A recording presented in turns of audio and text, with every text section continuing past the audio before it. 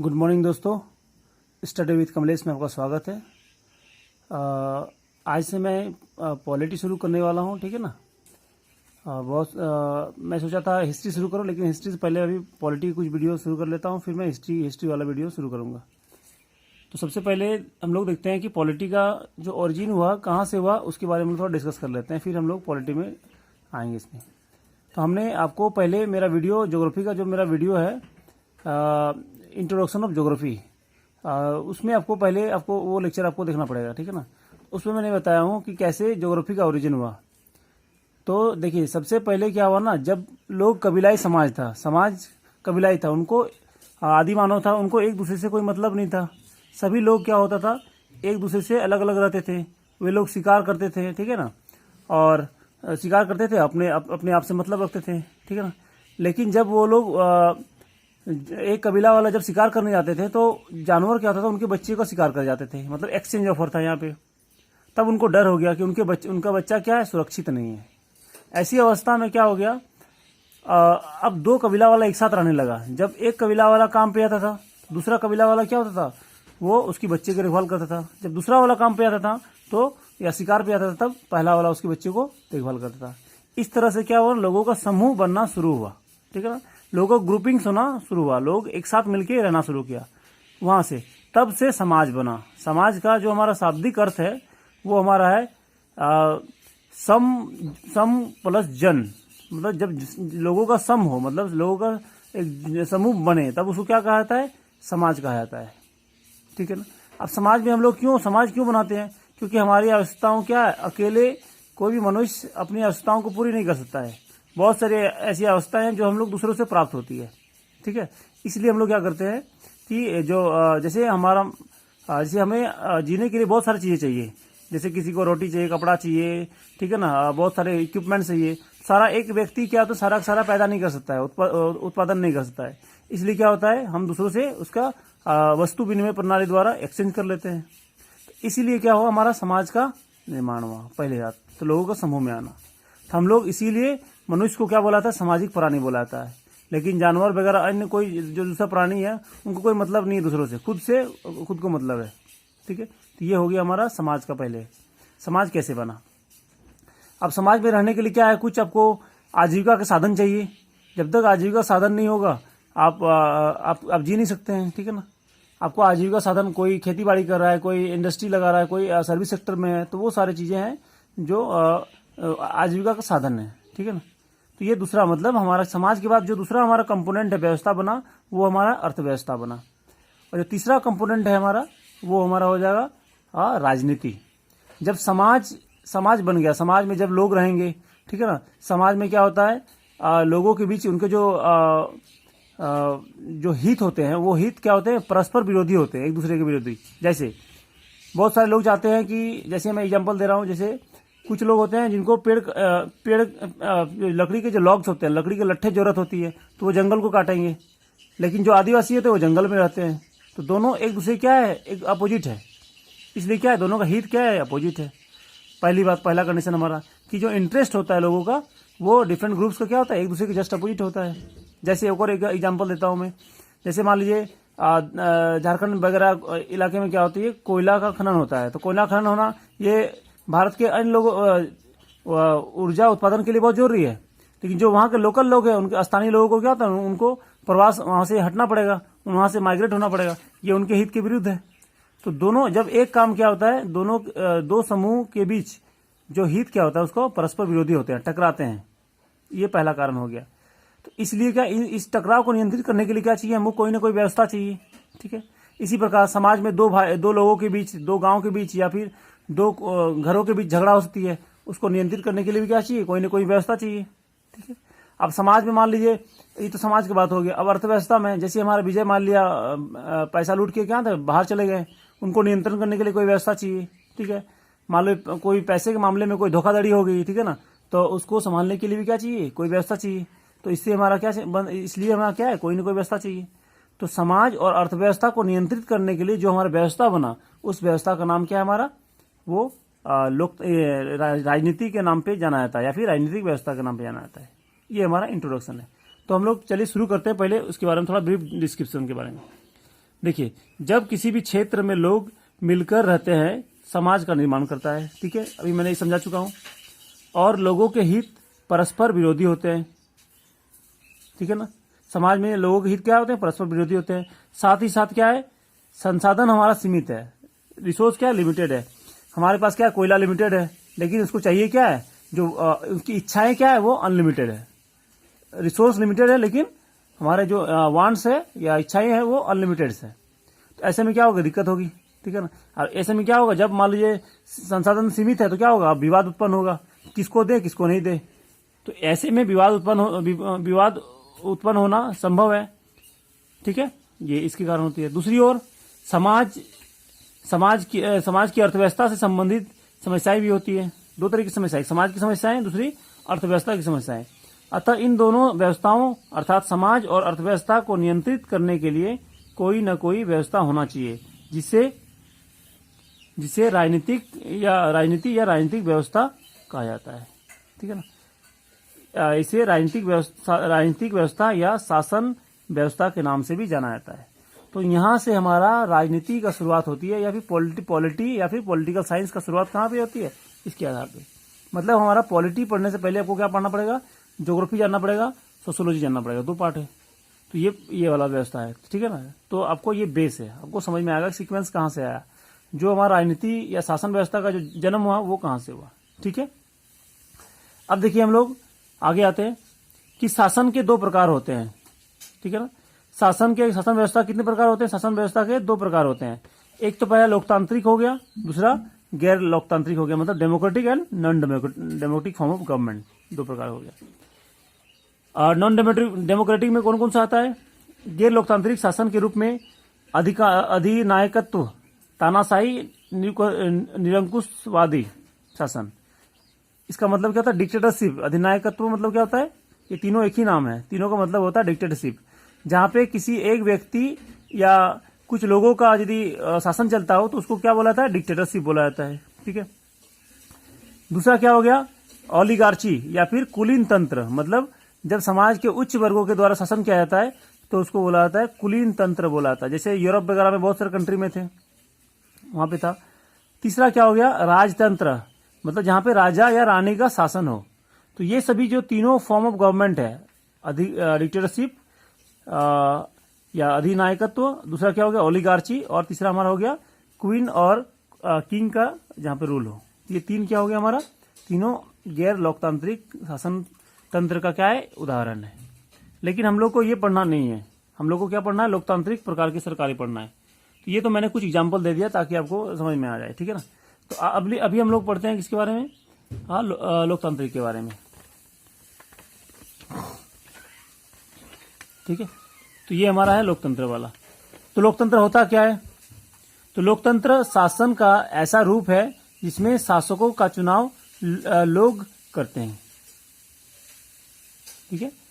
लोकतंत्र शासन का ऐसा रूप है जिसमें शासकों का चुनाव लोग करते हैं। बस यहां पे देखना है, ये वाला पॉइंट याद रखना है कि ये इसमें नाम जैसा नाम, इसका शाब्दिक अर्थ है लोक प्लस तंत्र। देखिए, लोकतंत्र लोगों द्वारा जब चुनाव होता है, उनके जो प्रतिनिधि शासन करते हैं उसको क्या बोला जाता है? लोकतंत्र बोला गया है। लेकिन आप यहाँ पे देख सकते हैं डेमोक्रेसी, लोक मतलब क्या होता है? लोक शब्द लोग से आया है। यहाँ पे लोग क्यों लगा हुआ है? लोग क्यों नहीं है? जब लोग एक व्यवस्था के अंतर्गत आ जाते हैं तब वो लोक में परिवर्तन हो जाता है। ठीक है ना। तो उसे हमारा लोकतंत्र कहा जाता है। बस आपको ध्यान देना है। क्या बोला मैंने? कि जब लोग एक किसी व्यवस्था के अंतर्गत आ जाते हैं, या फिर जब एक समूह, ठीक है ना, जब किसी व्यवस्था के अंतर्गत आ जाते हैं तब वो लोक में परिवर्तन हो जाता है, और उससे क्या बनता है? लोकतंत्र का निर्माण होता है। ठीक है ना। आपको ये ध्यान है, इसलिए यहाँ पे लोक इस्तेमाल किया गया है, न कि लोकतंत्र। आपको एक एक शब्द का ध्यान देना है, क्या कारण है। यहां से हो गया। ठीक है। जैसे म्यांमार के सैनिक शासकों का चुनाव लोगों के द्वारा नहीं किया गया है। म्यांमार में जो शासन है वो जो चुनाव है सैनिकों द्वारा किया गया था। अभी तो फिलहाल वहां पे लोकतंत्र आया नहीं है, लेकिन चुनाव हाल ही में हुआ था। ठीक है ना। तो अभी भी म्यांमार को लोकतंत्र नहीं कहा जा सकता है। ठीक है ना। अगला है सऊदी अरेबिया के जो वहां के जो शाह होते हैं। ठीक है ना। शाह को लोगों द्वारा नहीं चुने गए हैं, बल्कि राज परिवार में जन्म लेने के कारण उन्हें यह हक पाया गया है। तो वो वहां के जो शाह होते हैं, मतलब जो वहां के राजा एक तरफ से बोल सकते हैं, जो लोग होते हैं वो उनका चुनाव लोग नहीं करते हैं। कौन करते हैं? राज परिवार में होने के कारण वो क्या होता है, ऑटोमेटिक हम सत्ता में आ जाते हैं। तो ये एग्जाम्पल है। तो ये सारे हमारा एग्जाम्पल है गैर लोकतांत्रिक सरकार का एग्जाम्पल। म्यांमार में भी गैर लोकतांत्रिक है, सऊदी अरेबिया में भी गैर लोकतांत्रिक है। तो आपको क्या एक काम करना है, कहाँ कहाँ विश्व में गैर लोकतांत्रिक सरकार है, आपको ये फाइंड आउट करना है।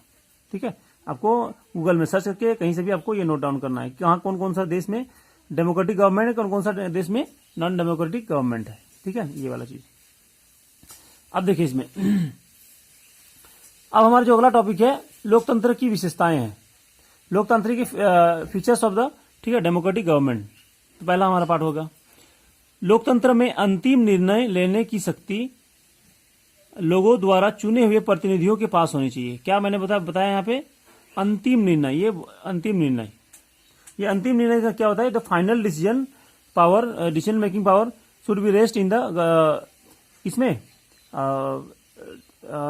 जो हमारा जो इलेक्टेड जो हमारे रिप्रेजेंटेटिव है, उनमें क्या होना चाहिए हमारा, ये हमारा जो अंतिम निर्णय करने का final power, final decision making power होना चाहिए। जैसे मैं बता रहा हूँ, जैसे कुछ एग्जांपल मैं बता रहा हूँ, आपको समझ में आ जाएगा। ये हमारा पहला बिंदु है, ये पहला पॉइंट है लोकतंत्र का।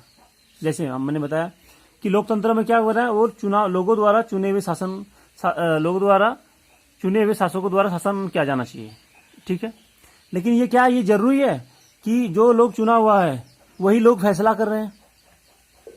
ये तो कोई गारंटी नहीं है ना कि जो लोगों चुना हुआ है वही लोग एक तरफ से डिसीजन मेकिंग करे, ये गारंटी नहीं है। ये मैं एक उदाहरण दे रहा हूं पाकिस्तान का। देखिए यहाँ पे पाकिस्तान के जनरल परवेज मुशर्रफ ने 1999 में सैनिक तख्तापलट, ठीक है ना, सैनिक तख्तापलट मतलब क्या हो गया, और उन्होंने सरकार को हटा दिया। सैनिक तख्तापलट की अगुवाई कर लोकतांत्रिक ढंग से चुनी हुई सरकार को उखाड़ फेंका। ठीक है ना, 1999 में। उसके बाद क्या हुआ, और खुद को चीफ एग्जीक्यूटिव घोषित कर दिया, खुद को मुख्य कार्यकारी घोषित किया गया। उस देश का क्या हो गया, पाकिस्तान का परवेज मुशर्रफ क्या अपने आप को चीफ एग्जीक्यूटिव घोषित कर दिया, मुख्य कार्यकारी हो गया। बाद में खुद को राष्ट्रपति घोषित किया, और 2002 में एक जनमत संग्रह से अपना कार्यकाल 5 साल के लिए बढ़वा लिया। देखिए यहाँ पे क्या, पाकिस्तान में क्या हाल हुआ, यहाँ पे इलेक्शन तो हुआ, लेकिन जो वास्तविक जो हमारा फाइनल डिसीजन मेकिंग पावर है वो किसके पास चला गया, जनरल परवेज मुशर्रफ के पास। ठीक है, तो यहाँ पे ये लोकतंत्र कहा जा सकता है? ये कभी भी लोकतंत्र नहीं कहा जा सकता है, क्योंकि चुनाव तो हुआ है, लेकिन जो फाइनल डिसीजन मेकिंग पावर है वो किसके पास है, राष्ट्रपति के पास। जो राष्ट्रपति क्या है, वो अलग अपने अनडेमोक्रेटिक फॉर्म में उसका इलेक्शन हुआ है, इलेक्शन ही नहीं हुआ एक तरफ से, वो खुद को अपने आप राष्ट्रपति घोषित कर दिया गया। ये लोकतंत्र तो कहा ही नहीं जा सकता है पाकिस्तान को। तो पाकिस्तान में क्या है, लोकतंत्र नहीं है, आपको ये समझना है। अब देखिए साथ ही साथ क्या, अपना 5 साल अपना खुद का कार्यकाल कितना कर लिया, 5 साल बढ़ा लिया। अगस्त 2002 में उन्होंने एक ऑर्डर जारी किया, नाम है लीगल फ्रेमवर्क ऑर्डर। अब इस ऑर्डर के जरिए उन्होंने क्या किया, देखिए इस ऑर्डर के जरिए पाकिस्तान के संविधान को बदल डाला, और इस ऑर्डर के अनुसार राष्ट्रपति राष्ट्रीय और प्रांतीय असेंबली को भंग कर सकता है। मतलब जो हमारा नेशनल असेंबली है और जो हमारा रीजनल असेंबलीज है उनको वो डिसॉल्व कर सकता है, कौन, राष्ट्रपति, इस आदेश के अनुसार। तो ये तो डेमोक्रेटिक गवर्नमेंट के रूल के ये उसके फॉर्म के खिलाफ है, ऐसा तो नहीं होना चाहिए। तो ये डेमोक्रेटिक गवर्नमेंट कैसे हो सकता है। अगला देखिए, मंत्रिपरिषद के कामकाज पर एक राष्ट्रीय सुरक्षा काउंसिल, जो हमारा नेशनल सिक्योरिटी काउंसिल की निगरानी में काम करने लगा। अब बताइए, जो हमारा जितने मिनिस्टर्स होंगे, मंत्रिपरिषद होगा, ठीक है ना, तो वो सारा क्या होगा, एक नेशनल सिक्योरिटी काउंसिल के अंतर्गत क्या होगा, उसकी निगरानी में काम करेगा। तो उसकी स्वतंत्रता तो समाप्त हो गई। ऐसे में क्या इस गवर्नमेंट को लोकतांत्रिक कहा जा सकता है? ये कभी नहीं कहा जा सकता है। तो ये एक एग्जाम्पल लिया मैंने इसमें पाकिस्तान का, ठीक है ना।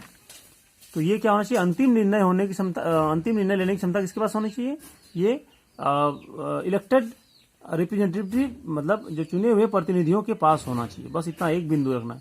मैंने सिर्फ आपको एक ही पॉइंट याद करना है, ये वाला, ये मैं सारे सारे समझाने के लिए बताया हूँ, इतना एक्सप्लेनेशन के लिए है। बस आपको इसमें एक ही बिंदु याद करना है, बस पॉइंट इसी से बनेगा।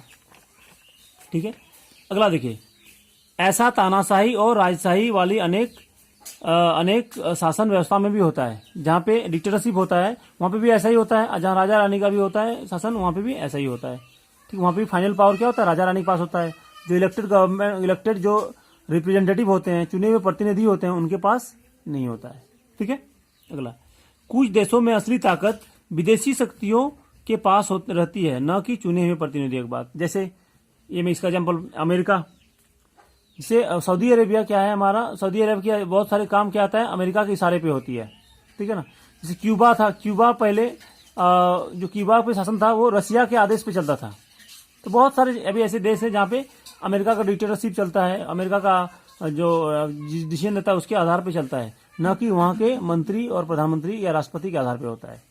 तो बताइए, ऐसे में भी क्या ये वास्तव में लोकतंत्र हुआ क्या? ये नहीं, ये भी लोकतंत्र नहीं हुआ, ये भी लोकतंत्र कि हमारा गैर लोकतांत्रिक सरकार हो गया। यहाँ पे आपको 3 कंडीशन रखना है। एक तो हो गया विदेशी शक्ति भी क्या होता है, उसका अधिकार होता है, या फिर तानाशाही में भी होगा, या फिर राजशाही में, या फिर पाकिस्तान जैसे देशों में भी हो सकती है। तो ये हमारा पहला बिंदु हो गया किसका, लोकतंत्र का पहला फीचर हो गया। क्या फीचर बताया मैंने, फिर से एक बार देख लीजिए। लोकतंत्र में अंतिम निर्णय लेने की शक्ति लोगों द्वारा चुने हुए प्रतिनिधि के पास होनी चाहिए, पहला कंडीशन। अब दूसरा हम लोग देखिए, ठीक है, मान लेते हैं कि अंतिम पावर क्या हो गया, जो चुने हुए प्रतिनिधि के पास हो गया। लेकिन मान लीजिए चुनाव तो हुआ, चुनाव मान लीजिए चुनाव ही निष्पक्ष ना हुआ, तो चुनाव फ्री एंड फेयर नहीं हुआ, तो क्या वो लोकतांत्रिक होगा? बोलो, तब भी क्या होगा, लोकतांत्रिक नहीं होगा। इसलिए अगला बिंदु क्या हमारा, लोकतंत्र निष्पक्ष और स्वतंत्र चुनावों पर आधारित होना चाहिए। ठीक है, किसमें होना चाहिए, फ्री एंड फेयर इलेक्शन होना चाहिए। फ्री और फेयर इलेक्शन नहीं होगा तो आप वो लोकतंत्र तो होगा ही नहीं, भले ही फाइनल पावर इलेक्टेड रिप्रेजेंटेटिव में हो। तो गलत तरीके से चुना हुआ आदमी, तो फाइनल पावर किसी पास भी, उससे कोई फर्क नहीं पड़ेगा। तो इलेक्शन क्या होना चाहिए, फ्री और फेयर होना चाहिए।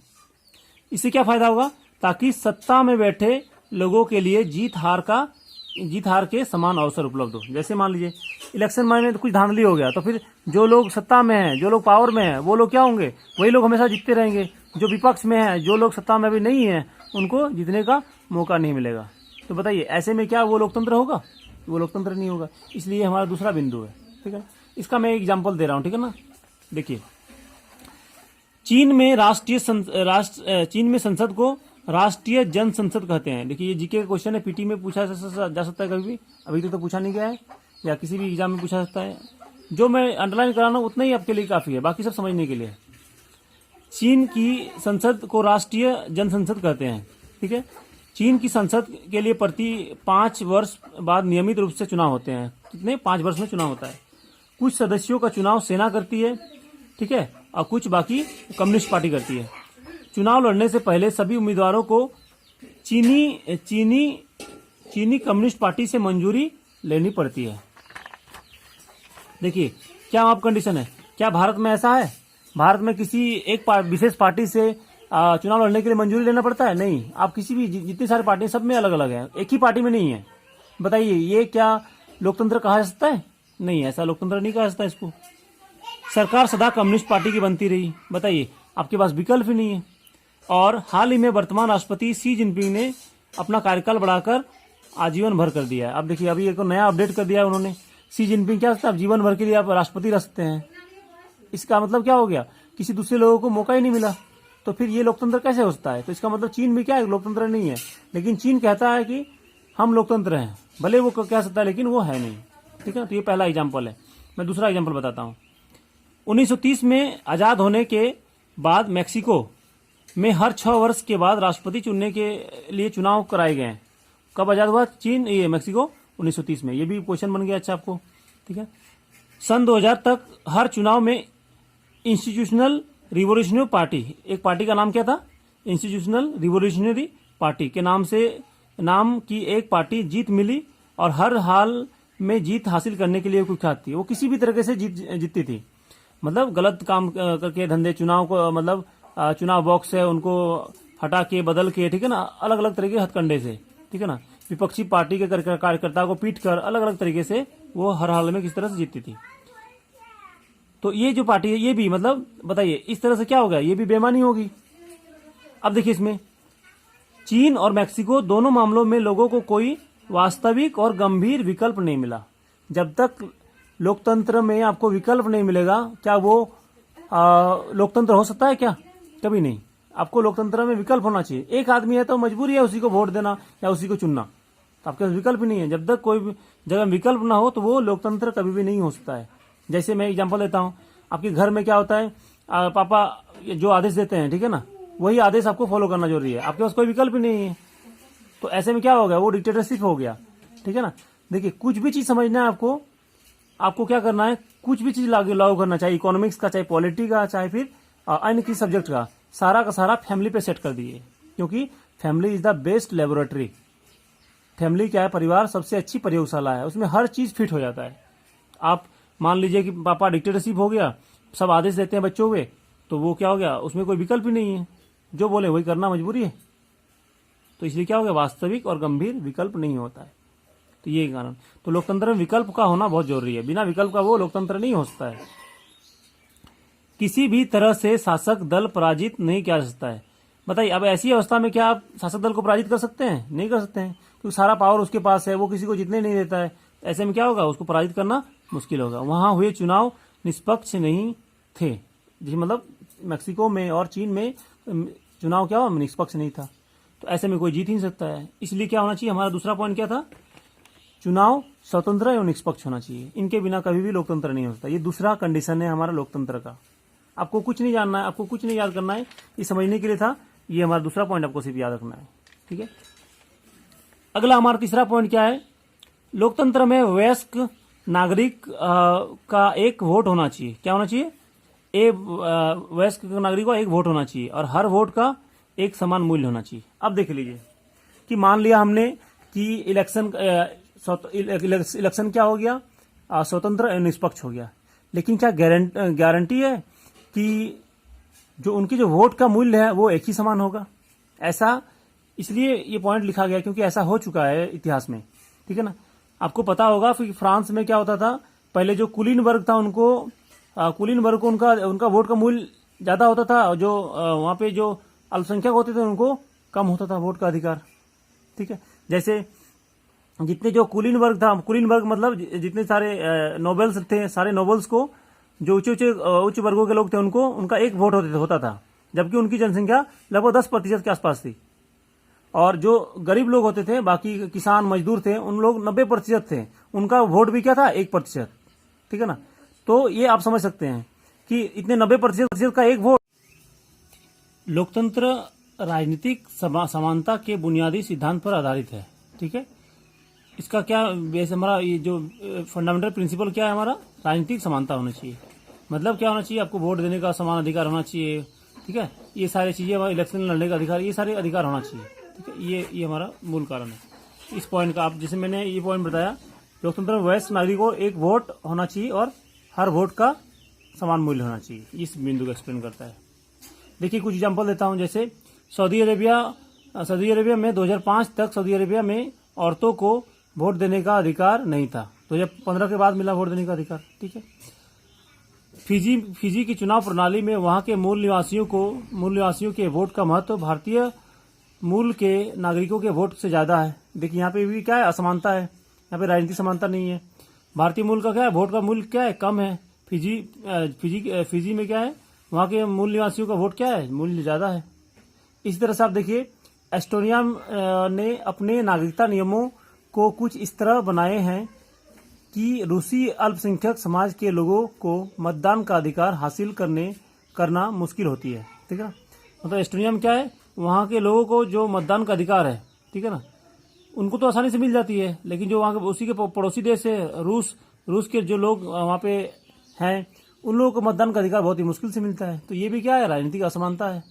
जो मैंने अभी बताया, राजनीतिक समानता लोकतंत्र के बुनियादी सिद्धांत पर आधारित है। ये चीज वहां पे नहीं लागू हो रहा है, तो ये भी क्या होगा, एस्टोनिया भी क्या होगा, हमारा लोकतंत्र नहीं होगा। फिजी भी क्या होगा, लोकतंत्र नहीं होगा। सऊदी अरेबिया भी क्या होगा, लोकतंत्र नहीं होगा।